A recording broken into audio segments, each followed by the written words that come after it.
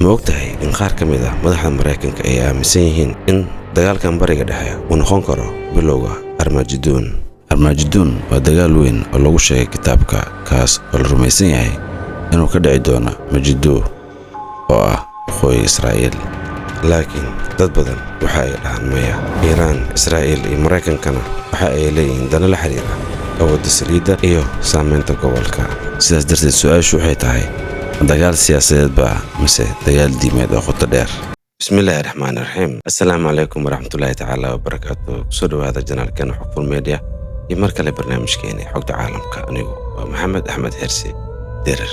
waxa aynu ka hadlaynaa su'aal qalbiyo badan gilgilaysa oo dad badan ay isweydiinayaan. waxyaabaha ka socda bariga dhexe, gaar ahaan Falastiin, Iiraan iyo Israa'iil, ma dagaal siyaasadeed oo caadi ahba mise waa bilowgii dagaal weyn oo lagu magacaabo Armageddon? waxaynu arrintan u eegi doonaa si qoto dheer, anagoo ka fogaanayna bomboonin iyo cabsigelin intaba.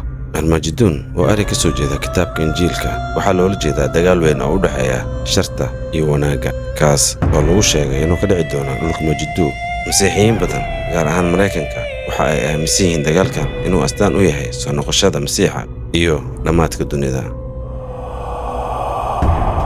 Armageddon ma aha oo keliya sheeko diimeed. dadka qaarkood waxa ay u arkaan aragti saameyn ku leh siyaasadda iyo go'aanada quwadaha waaweyn. marka aynu eegno dhinaca kale, Israa'iil waxa ay ilaalinaysaa amnigeeda iyo awooddeeda gobolka. Iiraanna waxa ay taageertaa kooxo kala duwan si ay u ballaariso saameynteeda.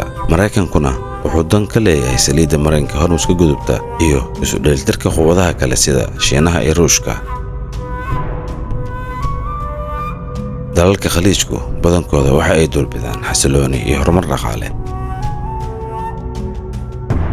marka arrimahan la isku daro, waxaa muuqata in inta badan ay yihiin dano qaran iyo tartan awoodeed, balse mararka qaar diintu waxa ay door ku yeelataa sida ay dadku u fasiraan dhacdooyinka. dhacdo kasta looma fasiran karo Armageddon. waa in la adeegsadaa feejignaan iyo cilmi. saddexda diin ee waaweyn, Islaamka, Masiixiyadda iyo Yuhuudda, waxa ay leeyihiin sheekooyin ku saabsan dhammaadka waqtiga. dalal badan oo Muslim ah waxa ay doorbidaan xasilooni iyo in laga fogaado dagaal ballaaran. daawade, haddii aad qabtid wax ra'yi ah ama su'aal ah, fadlan qaybta faalada ama commentiga noogu reeb fikirkaaga. sidoo kale ha iloobin inaad YouTube-keena subscribe saarto, channelkeena Facebook-na aad soo follow garayso. mahadsanid.